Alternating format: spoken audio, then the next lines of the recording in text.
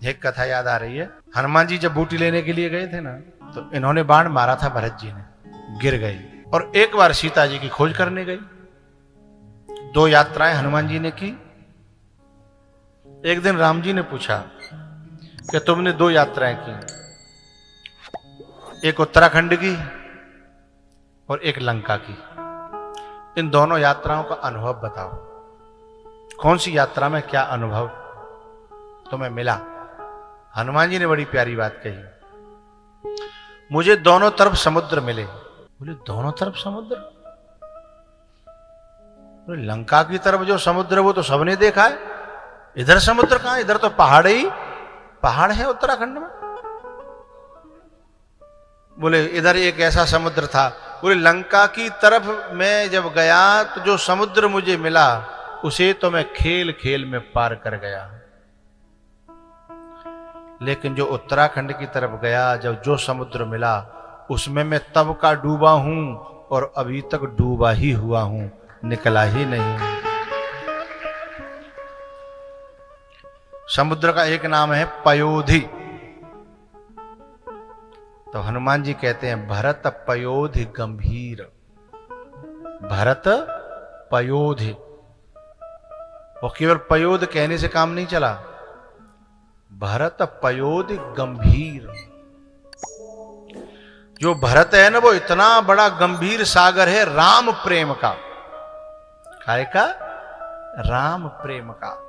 इतना बड़ा सागर है कि मैं उसमें डूबा, अभी तक निकल नहीं पाया।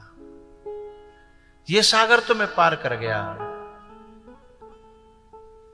राम जी बड़े खुश हुए, बोले हनुमान बिल्कुल सही किया तुमने, जहां तैरना चाहिए था वहां तैरे, और जहां डूबना चाहिए था वहां डूब गए। एक साधक को जहां तैरना चाहिए वहां तुम तैरे, और जहां डूबना चाहिए था वहां तुम डूबे। बोले कैसे पता लगा कि वो इतना गहरा सागर है और कैसे तुम डूब गए? बोले प्रभु जब लक्ष्मण जी के शक्ति लगी, मूर्छित भये, तो यहां सब योजनाएं बनने लगी कि पहले सुसैन को लाना है। सुसैन को लाया मैं। सुसैन को लाने के बाद फिर बा ने कही कि दवाई मां मिलेगी उत्तराखंड में। फिर मैं उत्तराखंड में मैंने उड़ान भरी, और मैं जो कार नेमी से लड़ते झगड़ते हुए मगरी को उसके जबड़े से अपना पांव छुड़ा करके और जैसे तैसे उत्तराखंड पहुंचा।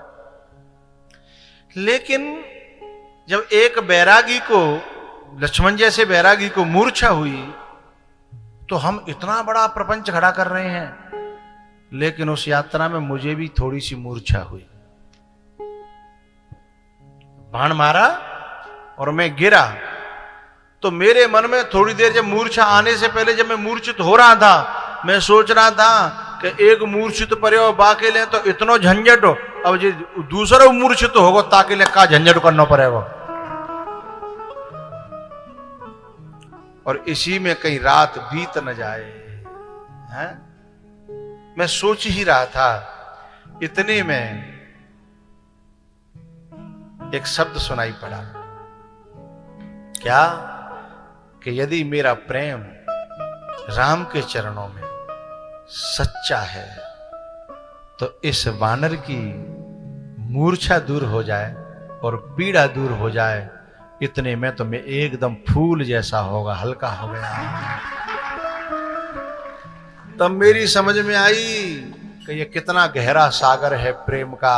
ये प्रेम मेरे अंदर होता तो मैं भी लक्ष्मण जी के कान में यही कह देता कि मेरा प्रेम राम के चरणों में सच्चा है।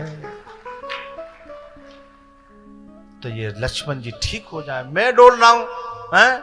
कभी लंका जा रहा हूं, कभी उत्तराखंड जा रहा हूं, कहीं ना कहीं प्रेम की कमी रही होगी, तभी तो ये बात याद नहीं आई, कभी तो ये बात बनी नहीं, हैं?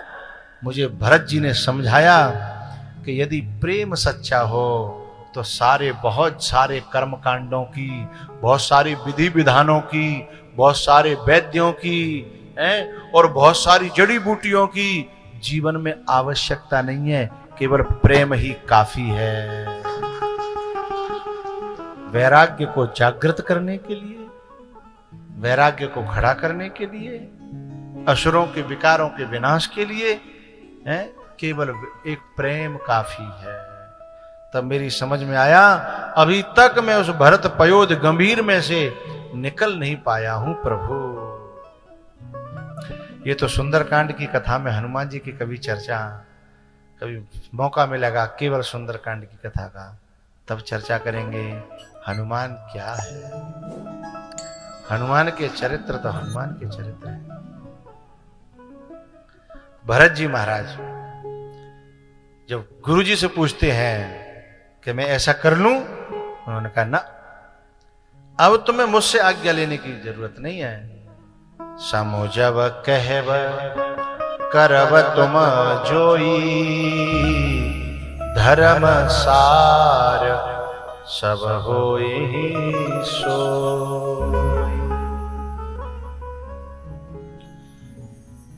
इधर तो ये चलने लगा, उधर चित्रकूट में भगवान राम बड़े प्रेम से रह रहे थे, लेकिन एक दिन एक गड़बड़ हो गई। एक योगी के एक भोगी का बेटा दर्शन करने आया महाराज जी, और वो भी हिंदुस्तान से नहीं, परदेश से। और केवल परदेश से नहीं, परलोक से, जिसे अमरावती कहते हैं, स्वर्ग।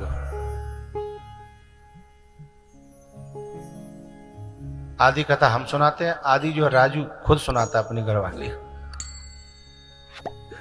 लेकिन आप लोग इतना ध्यान से सुन रहे हैं, बहुत अच्छी बात है। नहीं तो कोई होगो आयो होगो, हमें कालन जानो, हम कथा करानी है, जिन्हें कथा करनी है, बात खत्म है। परलोक से, ये इस प्रकार से जो भाव से कथा सुनता है ना, तो सुनाने का आनंद भी कई गुना हो जाता है।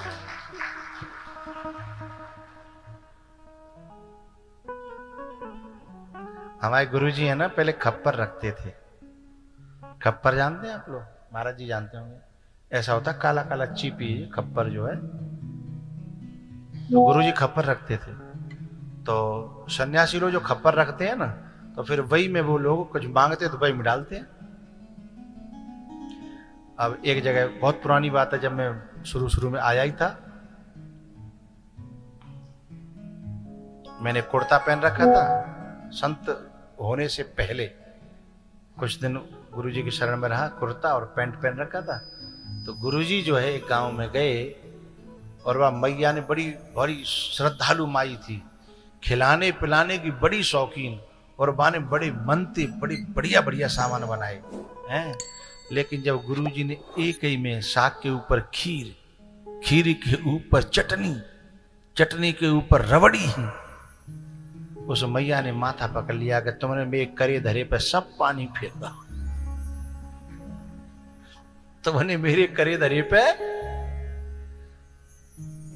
अब यदि उसकी इच्छा थी कि अलग अलग चीजों का स्वाद लिया जाए, अलग अलग थाली में सजा करके कटोरियों में पहले खीर खाएं। अच्छा, जब खीर खा रहे हों संत, जो माता ने बनाई है वो चेहरे की तरफ देखती है, स्वाद आया या नहीं आया, मेरे बनाए हुआ सफल हुआ या नहीं हुआ। अम्मा सबको जो है वो कल्लो होए, सानी कर रही होए, अब वो का मुंह की तरफ देखे कि स्वाद आयो के नहीं आयो। तो बनाने वाले को, खिलाने वाले को भी तब आनंद आता है जब खाने वाला है वो स्वाद लेकर के खाए और उसके स्वाद को वर्णन करे, उसका रिस्पॉन्स दे, उसे बताए। तो फिर खिलाने वाले को लगता है कल अब के महाराज जी आएंगे तो और कुछ बनाएंगे, और वो सबे खप्पर में डाल के सानी कर लेगो, तो अगली बार को जब जेई करना है तो का खिचड़ी बना देंगे, वहां में डाल देंगे सबका, जो खिचड़ी बना देंगे ले हैं। इसलिए भागवत का एक श्लोक है, कथामृत रथास्वाद कुशल शौनको ब्रवीत्। कथामृत रसास्वाद, कथा के अमृत के इस रस का स्वाद लेने में जो कुशल है, कुशल शौनको ब्रवीत, जो कथा के इस स्वाद को लेने में सानी नहीं करता, क्या करता? अलग अलग अलग अलग अलग। और कथा में वो ये भी जानता है कि ये स्वाद उपनिषद का है, ये स्वाद ब्रह्म सूत्र का है, ये स्वाद व्याकरण का है, ये स्वाद भर्तरी का है। जो कि पहले स्वाद चखा होगा वही बताएगा कि जहां में काका डर्यो है हो, जो बोले स्वाद ने कहू ले ही ना है तो जो बढ़िया बढ़िया सानी तो बहुत अच्छी है, ठीक है, आनंद आ रहा है, उसके लिए तो सानी है। कथामृत रसास्वाद कुशल शौनको ब्रवीत।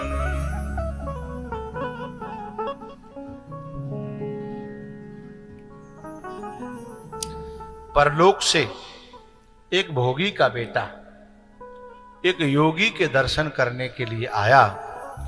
यदि भोग की आंख से और योगी के दर्शन किए तो योगी समझ में आने वाला, कोई मेरी नजरों से देखे तो समझे कि तुम मेरे क्या हो, कि तुम मेरे क्या हो।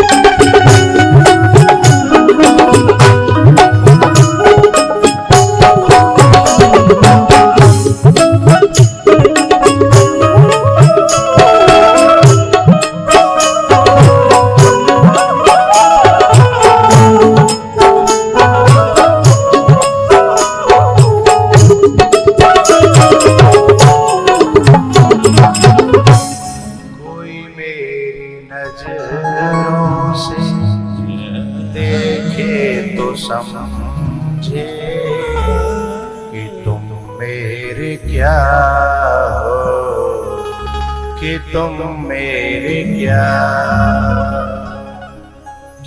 राम जी जब स्वयं एक राजा से किसी ने पूछा ये कौन है, बोले ये तो काल है, काल। कन्हैया जब पहुंचे हैं कंस की सभा में, दरबार में, एक से पूछा बोले ये कौन है, बोले ऐसा लग रहा है ब्रह्म तत्व खड़ा हो। दूसरे से पूछा बोले ये तो काल है। तीसरे से पूछा बोले कन्हैया है छोटा सा है। जाकी रही भावना जैसी प्रभु मूर्ति देखी तिन्ह तैसे। राम जी फटक शिला पे बैठे हैं, जो चित्रकूट गए हैं, जिन्होंने दर्शन किए हैं, अब वे मन से वहीं पहुंच जाए, क्योंकि वह भी एक अरण्य है और यह भी एक अरण्य है। और हम सौभाग्यशाली हैं कि अरण्यों की कथाएं अरण्यों में बैठ करके श्रवण कर रहे हैं और गा रहे हैं।